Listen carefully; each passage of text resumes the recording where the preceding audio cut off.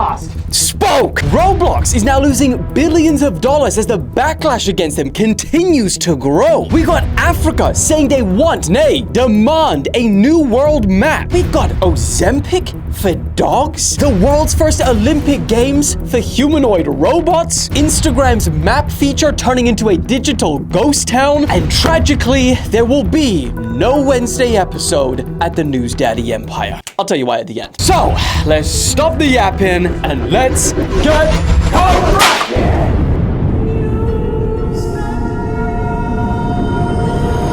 Okay, let's kick today off with the Roblox situation because, oh my lord, this thing is spiraling out of control. Like, honestly, for a multi-billion-dollar company, the people in the suits at the headquarters must be panicking right now. I don't think for a second they would have thought in their wildest dreams that sending one legal letter and banning one person would have led them into this situation they're at now, where they are getting sued by attorney generals and losing literally billions of dollars off their market cap. Look, this is their 6-month view for their stock price. And for the last 6 months, it ain't been nothing but sunshine and rainbows on the up and up. But then, right around the whole Schlep drama started kicking off, well, bam, look at the fall. Now, for the three of you who don't know what's going on, Roblox not only banned a YouTuber off of the platform, but they also sent him a cease and desist letter because he was exposing predators on the platform. In fact, he says that his work has led to 6 arrests in real life. Not really something you'd think they'd want to stop, but nay, they do. They say they have professionals for that kind of work, and they don't want players to try and get involved in that, and they're gonna mess things up, okay? And put their users at increased risk. That's what they say. And because of that, that has brought up the question, and everyone started asking, well, is Roblox doing enough with these professionals that they do have?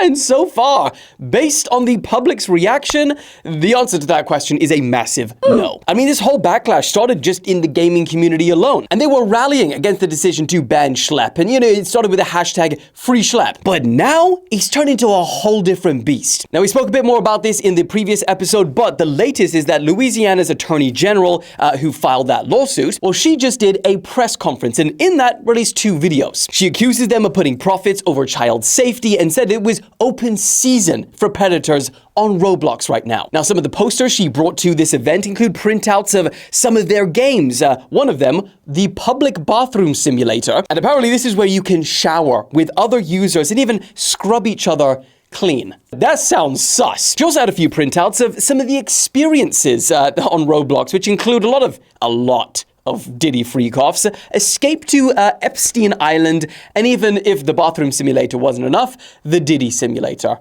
What is going on? As a non-player, what? And almost like half of the people playing Roblox are around 13 years old. Okay, so I've just made a fresh account, brand new Roblox account. I'm going to go ahead and I'm going to join Meep City. And I just want to see how long it takes until I see something inappropriate in the game. All right, so I'm going to go ahead and join on in. This is a fresh account.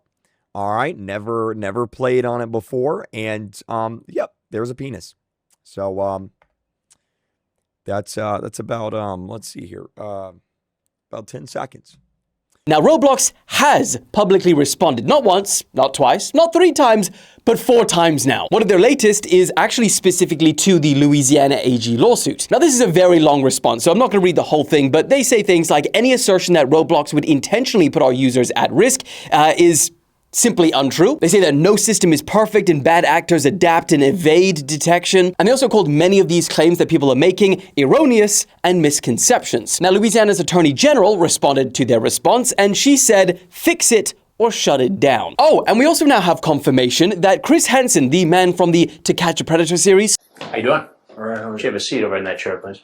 Well, he is, in fact, making a documentary. He says that they're deep in the process about the exploitation of children on Roblox. He said that they're even working with Schlep, the very man who ignited this whole recent blow-up. Oh, and another thing that's wild is if you go on Roblox's X account, if you just look at the community notes that they've got on any of their statements regarding this whole situation, that is what I call open season. I don't think I've ever seen so many freaking links and notes on Twitter ever. Point is, I didn't think that this was gonna get bigger, but it somehow has. Roblox's problems are not going away, and no matter how many public statements they want to issue. Now, I'll keep you guys updated as major developments come through, but I'm very interested for the people that do play Roblox in here. In your experience playing the game, is it sus? Do they have a problem? Let me know your thoughts in the comments, but moving on. Also, since we last spoke, Africa. They want a new map, and they're calling the current one the world's longest misinformation campaign. Now, the African Union has officially backed what's called the Correct the Map campaign, which essentially aims to replace our current standardized world map with a version that actually shows a country's true size. And let me tell you something. If this does happen, the UK about to see some real shrinkage. Swimming in the cold ocean, shrinkage. See, the map that we're all probably familiar with is called the Mercator map, and it intentionally distorts the size of continents. So if you look at it, it appears that, Africa looks like a similar size to the US or China, when in reality, if you actually took its size into perspective, it is so much bigger that it can fit inside of it the US, India, China, Japan, much of Western Europe, all onto the continent, and still have space left. Now, of course, there are theories that this was done deliberately because this was drawn up like 500 years ago, and it is still used in classrooms and on globes around the world. But in reality, the map was distorted and stretched to make navigation easier. This was apparently so sailors could draw a straight line across the ocean while plotting their routes. Regardless though, the African Union say that this design is outdated, and they are now calling for schools, governments, and international institutions to adopt maps and images that reflect the actual size of the countries and continents. They propose the Equal Earth projection, which is like a version of the map, and they say that this is much more than just a map. This is about African integrity and pride. And according to the head of a campaign group behind this, this is the world's longest misinformation and disinformation campaign, and it just simply has to stop. But what do you guys think? Does size truly matter, or is the map perfect the way it is? Let me know. Moving on. Okay, guys, I don't know if you know, but we just had the world's first Olympic Games for humanoid robots. What? This sucks that it had to be around the same time as the Putin and Trump meeting, because it just got buried in the news cycle. But I am so glad I could bring it to you because this thing was hilarious. It was held in Beijing, China from Friday to Sunday, and it had participants from 16 different countries, including the US, Germany, and Japan. There was more than 500 different variations of humanoid robots, from big to small to medium to cutesy. And they competed in 26 different events ranging from football, track, boxing, and even non-related, like medicine, cleaning up, and freaking obstacle courses. Now, one robotics company that absolutely dominated, and we've actually spoken about them on the channel before, but Unitree. They're freaking beast. Freaking Terminator sprinting robot. That one won the 1,500 meter race, and they said it set a world record of 6 minutes and 29 seconds. I mean, it is the first game, so I guess anything would be a world record for them. And I mean, currently, it's pretty far off the human record of 3 minutes, 26 seconds, but give it a minute. I think the robot smashing into the human on the way around was their way of saying, we're coming for you. And all your records. And actually, this robot in particular was freaking crazy. Not only did it run into humans, but it even ran into the little robots that were just trying to make their way around the track too. And I don't know why it made me feel so sorry for that little one. Also, the 100-meter sprint was hilarious. Now, this video is not the finals, it's probably like the semis or something, but this front robot was absolutely dominated, but then halfway through, it just started to, like, switch 5 lanes. It still ends up winning, though, even, like, it paused. It still had enough time. And then there was the 100-meter final, where that fast old bastard again, yeah, the one that ran over everyone, he comes back, and he smashes. Another world record, 21 seconds. It's actually pretty good. And yes, I know that like a lot of the entertainment factor with this thing is, when they mess up and, when they start boxing the humans and things like that. But I think we should all take a moment to just give it like, come on, we made history with this. And it was pretty spectacular to see what we're capable of creating nowadays with robots. Give this 5 years and we're not gonna be laughing. We're gonna be crying at all of our world records being shattered. Moving on. Now, next story I wanted to speak about. We're talking about ZUCK again. Boy, oh boy. So, the Instagram Maps feature, right?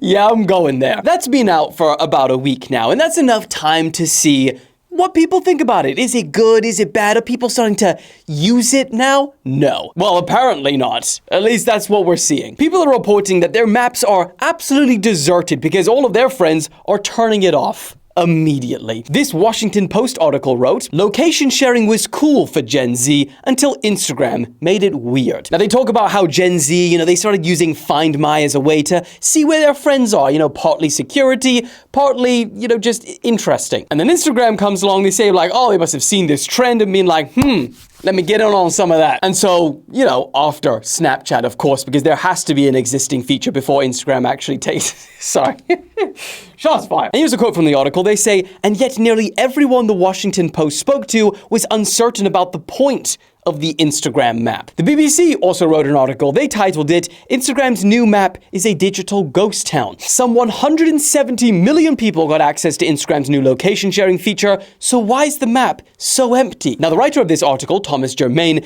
he decided to allow access to app tracking. Oh my God, I can't believe he did that. But, just so that he could test out this new feature. And this is what he said. It was even stranger to realize that I was almost completely alone. This is kind of like the metaverse.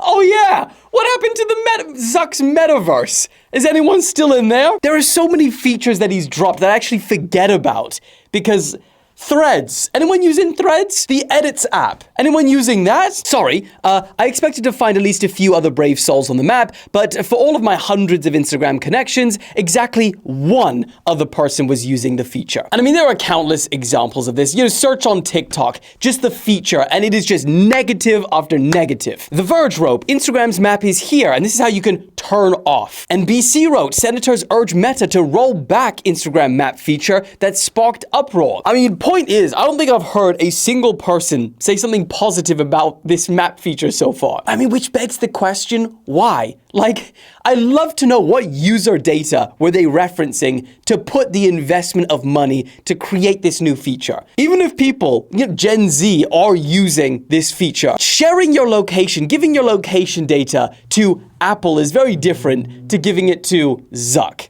There's not a huge difference, but there is. And also, I gotta just point out, I actually genuinely want to know, when is the last time that ZUCK has released a feature or an app or anything that is 100% original, like brand new, Because we're starting to build up a bit of a catalog here. Before I go off on a freaking ZUCK rant, what do you guys think? Are you guys using the map feature? Are you not? Has ZUCK taken another L? Sorry, stop talking about ZUCK. Moving on. Guys, often I think, when will there be a sign that humanity is officially cooked? A point of no return. Let me tell you, Ozempic for dogs. PAWZEMPIC. Yeah, we're here. We're cooked. A UK smart dog food brand called OmniPet, they have just designed a supplement that mimics the effects of the GLP-1 hormone, which is also used in Ozempic. And how it works, pretty insane. So, like the human version, it regulates blood sugar and it reduces appetite, which basically means your dog will lose weight because it's less hungry. Must I point out the obvious? The big difference, between us and dogs is that when dogs are hungry, they don't walk up to the cupboard, open it, peruse for a little bit, and then binge on something that they probably shouldn't be. The main reason that Ozempic works so well for us humans is that it puts a barrier in between us and the close to unlimited access we have to food. And for a dog, you know what their barrier in between that is? Us. We are the barrier. We are the Ozempic for dogs. So I'd like to put my hand up and say, we are the problems yet again, humanity. So instead of supplements, PAWZEMPIC, to make our dogs less hungry, maybe the solution is that we need another injection ourselves. One that can stop us giving in to their sweet, adorable, infuriating goddamn UIs. And let's be honest, it is entirely our fault that, for example, here in the UK, almost 50% of the dogs are overweight, to the point where this is actually causing health problems like lower mobility, poorer quality of life, proneness to arthritis, and even premature death. So it's not just, oh, pudgy, cute, no, death. And just like Ozempic has its side effects, I'm sure PAWZEMPIC has its side effects too. A recent test shows that 77% of dogs who used PAWZEMPIC lost weight with almost no side effects. Almost no side effects. And quote, the owners were not required to make any major changes to their feeding or exercise regimes to achieve these results. What are we? Are we doing the exercise? No, maybe I'm being too harsh. But what do you guys think? I'm open to it. Is this a good supplement? Is there something I'm not considering here? Or are yet again we the problem? Moving on. Talking about problems though, rapper Sean Kingston over the weekend, well, he has been sentenced to 3.5 years in prison. Damn, that's a long time. Someone really did call 911. It's not actually an appropriate joke. In fact, it's not only appropriate, it's also too soon. So, holy shit. What is that? What the helly? What the? It's still silver? Subscribe to make it gold. Now, not only him, but also his mother was found guilty of ripping off car dealerships, jewelers, a mattress company in this massive wire fraud scheme that amounted to over $1 million. His mother was sentenced to 5 years in prison last month, and now it looks like Sean will be joining her. He was described in court as someone addicted to his celebrity lifestyle, even though he couldn't afford it any longer. He has promised to pay back every cent to all of his victims, all the people that he, ripped off, and he's gonna start working again. But he will only be able to start working again when he's out, which will be close to when he's 40 years old.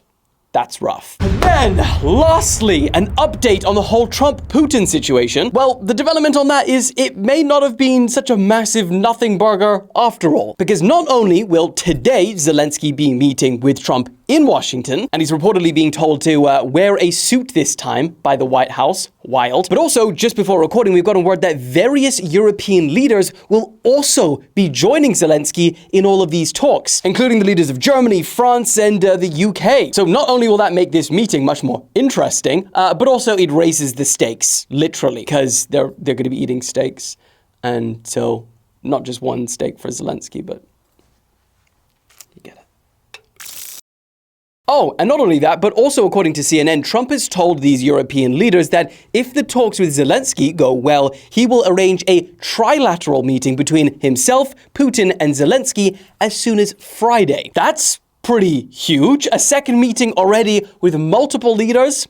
That's fast work, if it happens. We've heard a lot of talking about this, so grain of salt, we'll see. So yeah, even though we didn't have a lot to report from the previous meeting, maybe there's something now. Subscribe to the channel if you want world peace. Oh, sorry, one more thing. There will be no Wednesday episode. The reason being is that I am leaving for 3 days somewhere. Now, usually when I leave and I travel and stuff, it's not really a problem. I can still work, but this time I'm actually purposely not working. And it's for the betterment of the empire, okay? Because every single day I'm in the weeds, I'm looking and I'm very zoomed in, I'm covering news, I'm on the day-to-day. But sometimes you need to zoom out. You need to see, where do we want to take this all, you know? What is the big picture? What new innovations can we make to make the content better, to make the team better, to make the empire more glorious? So it's gonna be 3 days of big picture thinking, pondering, sauna time in the steam room. So what do we think about this? So hopefully I come back rejuvenated, inspired, excited,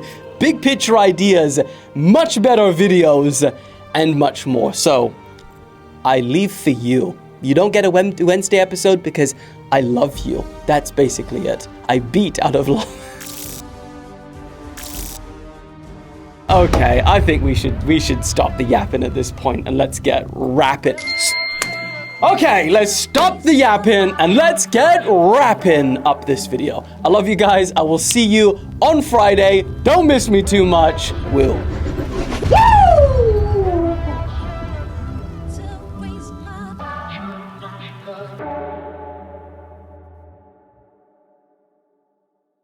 That was a ridiculous episode. Silly, actually. Silly episode. But in reality, the map was actually stretched and distorted to make navigation easier. What even language am I speaking?